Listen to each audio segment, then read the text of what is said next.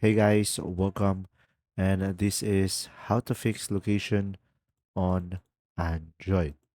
So guys, if you ever have this problem on your phone, what you could try to do is just simply go to the settings into your phone. And right after that, just simply scroll down and you should be able to see here location. So go ahead and tap on location. Now over here, you should have an option app permissions. So you could just simply select on that.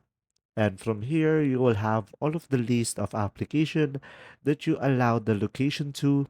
So from here, you should have categories like allowed all the time, allow only while in use, and you will have options over here denied. So from here, guys, you have to select a specific app that you are having problems with. For example, I'm going to go for gallery. And from here, you will have an option to select allow all the time. So from here, you should be able to fix the location services on a specific application. And another option, if it doesn't work, you could try go ahead and go for software update. And guys, updating your software can fix this type of issues. And that's simply about it.